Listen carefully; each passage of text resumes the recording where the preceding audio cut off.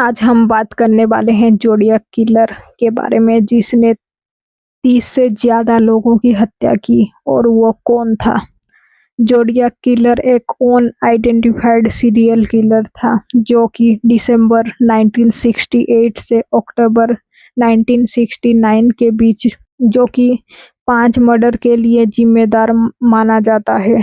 उसने अपने लेटर्स में ये क्लेम किया कि उसने 37 से ज़्यादा लोगों की हत्या की है, लेकिन पुलिस के पास सिर्फ 5 मर्डर्स की एविडेंस थी।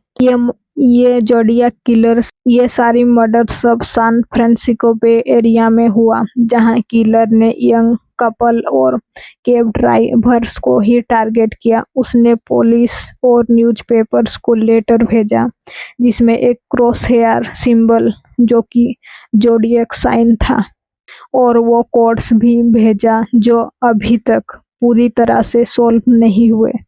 किलर की पहचान कभी नहीं हुई और ये केस लोकल एफबीआई को एक बड़ा पजल बनाकर रख दिया। हत्या के टाइमलाइन जोडियक किलर का मर्डर्स करने का सीक्वेंस कुछ इस तरह था।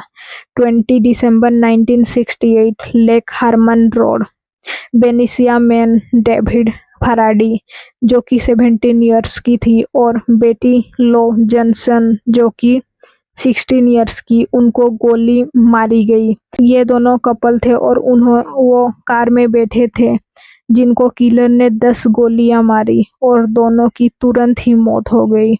ये केस पूरी तरह से ब्रूटलिटी से भरा था। नेक्स्ट केस हुआ 4 जुलाई 1969।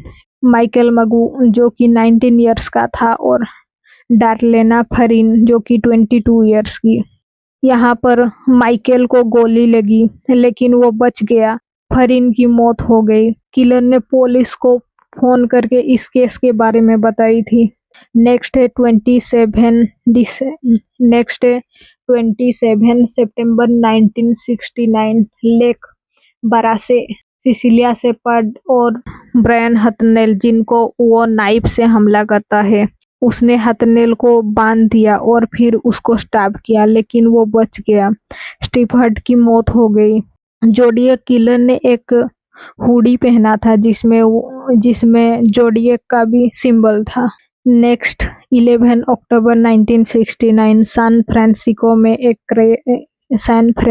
में एक कैब ड्राइवर पॉल स्टीन की गोली मारकर हत्या कर दी गई। किलर ने उसके वॉलेट और शर्ट का टुकड़ा ले गया जो कि बाद में लेटर के साथ भेजा। इसके अलावा कुछ लोग मानते हैं कि 1966 में रिवरसाइड में चेरी जोबेट्स की हत्या भी जोडियक किलर ने ही की थी, क्योंकि वहां से एक सिमिलर लेटर मिला था और 1970 में एक और पॉसिबली मर्डर भी इसने की। लेटर और कोड्स जोडियक ने 1999 से 1974 तक न्यूज़पेपर जैसे कि सैन फ्रांसिस्को क्रॉनिकल्स को लेटर भेजा।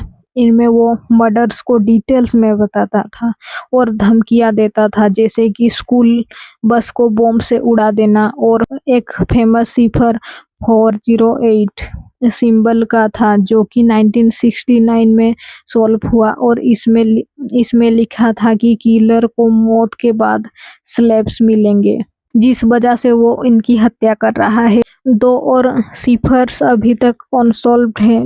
लेटर्स में वो this is the zodiac speaking लिखता था और पुलिस को चैलेंज करता था।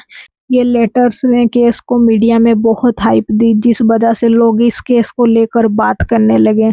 Investigation San Francisco police department और एफबीआई ने साथ मिलकर इस केस की इन्वेस्टिगेशन की, लेकिन किलर अभी तक पकड़ा नहीं गया। हजारों सस्पेक्ट चेक किए गए लेकिन कोई भी सॉलिड एविडेंस नहीं मिला। 2007 में केस को लेकर इनएक्टिव मार्क किया गया लेकिन 2018 में रिएक्टिव किया गया। मॉडर्न डीएनए टेस्टिंग से कुछ प्रूफ्स मिले लेकिन मैच नहीं हुआ। फुटप्रिंट्स, फिंगरप्रिंट और हैंडराइटिंग एनालिसिस हुए लेकिन अभी तक ये अनसॉल्व ही रहा है। यहाँ पर कुछ लोगों को लेकर सस्पेक्ट किया गया जो कि है आर्थर लीग एलन, सबसे प्रोमिनेंट सस्पेक्ट, एक स्कूल टीचर जो कि 1992 में मर गया। उसके पास जोडिएक वॉच थी, सिमिलर हैंडराइटिंग और वो क्राइम के टाइम भेलिजो में रहता था। 1971 में उसकी खोज की गई लेकिन डीएनए मैच नहीं हुआ। कई लोग जैसे कि रॉबर्ट ग्रेस्मिथ, जिन्होंने जोडिएक किलर के बारे में भी एक बुक लिखा, वो उसको किलर मानते थे। नेक्स्ट और एक सस्पेक्ट था गैरी फ्रांसिक। 2021 में दो केस ब्रेकर्स ग्रुप ने क्लेम किया कि ये एयर फोर्स वेटरन जोडिएक किलर था।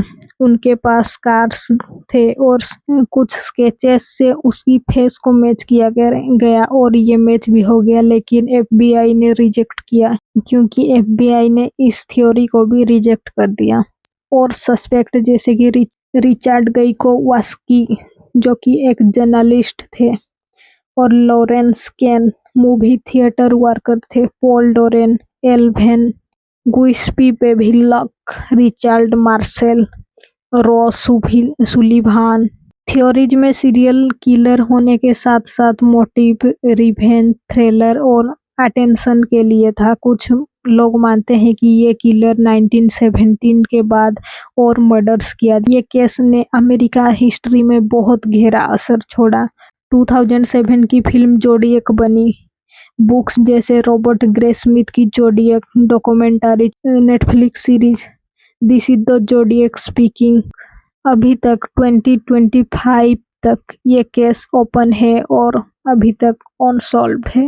और आपका क्या कहना है इस केस को लेकर, आप कमेंट करिए। और किस केस के बारे में हम बात करेंगे आप उसको भी बताइए। और वीडियो बनाने की कोशिश मेरी तरफ से ऐसे ही जारी रहेगी।